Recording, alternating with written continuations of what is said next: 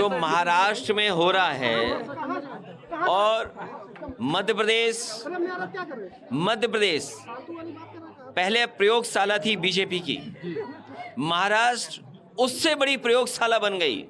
आप देखना लोकसभा का चुनाव आते आते देखना कितने नए तरह के प्रयोग भारतीय जनता पार्टी करेगी, क्योंकि उसे सत्ता से बाहर नहीं जाना है, सत्ता में बने रहना है। चाहे गरीब, किसान, वंचित, शोषित, पिछड़े, बहुजन, कहीं उनको स्थान न मिले, लेकिन उन्हें स्थान सत्ता का मिलना चाहिए। मैंने आपसे कहा, देखिए यूसीसी के खिलाफ समाजवादी पार्टी है। ये तो बहुत पहले से मामला चल रहा था। जिस दिन शरद पवार जी ने पार्टी का कमान अपने बेटी सुप्रिया सुले जी को दिया, उसी दिन से अजीत पवार नाराज चल रहे। उसके पहले से भी अजीत पवार नाराज चल रहे थे, बहुत पहले से भी नाराज चल रहे थे। दोनों चाचा भतीजा में इंटरनली पट नहीं रहा था जी। और अब सबसे बड़ी बात तो ये है कि विपक्षी एकता की जो शुरुआत इन लोगों ने किया था पटना में 23 जून को, और शरद पवार जी का बयान कल आया था कि अब शिमला में नहीं होकर के कर्नाटका में, कर्नाटका स्टेट में बैठक होगी। अब तो वो धाराशाही हो गया, ख़त्म हो गया, बना नहीं और उसके पहले मिट गया। अब शरद पवार जी बिल्कुल अकेले पड़ गए, और मैं समझता हूँ कि बहुमत, पार्टी का बहुमत विधायक अजीत पवार के साथ चला गया, और ये होना था, बहुत पहले से ही होना था। और अब शिंदे गुट महाराष्ट्र में काफ़ी सबल गुट माना जाएगा, काफ़ी मजबूत गुट माना जाएगा, और आगामी जब लोकसभा का चुनाव होगा या विधानसभा का चुनाव होगा तो शिंदे गुट की प्राथमिकता अधिक होगी। जो कुछ हो रहा है उस पर कभी कभी भरोसा भी नहीं होता है कि इस तरह कैसे हो सकता है। अब मैंने अजीत पवार को लेकर के एक बार पहले भी उन्होंने, मैंने सुबह में ही, पहले सुबह मैंने सूरज नहीं निकला था उसके पहले उन्होंने शपथ ग्रहण कर लिया था, तो उनकी बात समझ में आ रही थी। लेकिन ये जो पटेल हैं, प्रफुल्ल पटेल, मैंने ये तो मैंने ब्लू आई बॉय कहलाता है शरद पवार के, उस तरह से रहे हैं और भारत सरकार में मंत्री रहे हैं। मैंने इस तरह से कोई दल बदल कर सकता है इसकी कल्पना भी नहीं थी। देखिए राजनीति पर जो इसका असर होगा वो तो होगा ही, इसमें कहीं कोई संदेह नहीं। 30 विधायक जो है निकल के गए हैं। 30 विधायक कम की संख्या काफ़ी बड़ी संख्या होती है। उसके बाद किस तरह से चुनाव ये लोग लड़ेंगे देखने की बात है।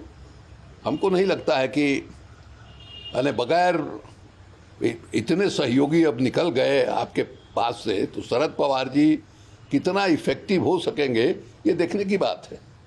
आप कैसे लड़िएगा जब इस तरह से लालच है, मंत्री बनने का लालच है, या जहां आप हैं वहां इतना संतोष है कि आप वहां रहने के लिए तैयार नहीं हैं। ये तो शुरुआत है। भारतीय जनता पार्टी कहां कहां किस राज्य में किस तरह से ऑपरेट कर रही होगी ये कहना बहुत कठिन है। दूसरी बात ये हमको लगता है कि समाज में इसका क्या असर पड़ेगा, लोग क्या कहेंगे।